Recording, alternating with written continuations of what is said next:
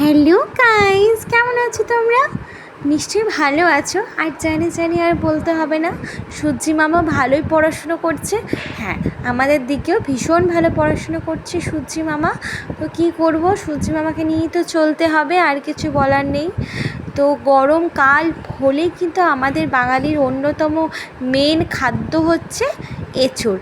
তো এই এঁচোড়ের ঝোল খেতে খেতে না মুখের পুরো স্বাদ বদলে গেছে, আর ভালোও লাগছে না শুধু এঁচোড়ের ঝোল খেতে। তাই মনে হলো একটু আলাদা কিছু রান্না করি, কিন্তু সেটা এঁচোড় দিয়ে করবো, কারণ বাড়িতে অনেক এঁচোড় আছে। জানো তো বন্ধুরা, আমাদের বাড়িতে না 3টে এঁচোড়ের গাছ আছে। তো একটা আমরা রেখে দিই পাকা খাওয়ার জন্য, আর 2টো রেখে দিই, 2টো গাছই কিন্তু আমরা কাঁচা খেতে খাওয়ার জন্য কিন্তু ব্যবহার করি। তাতে খুব সুন্দর সুন্দর এঁচোড় এসছে। তো সেই জন্য বাড়িতে অনেক এঁচোড় থাকার জন্য কিন্তু এঁচোড় আমাদের প্রায় হয়ই। আর এমনিতে তো খাই, কিছু বলার নেই, আমাদের বাঙালির গরমের মেন খাদ্য বলে কথা।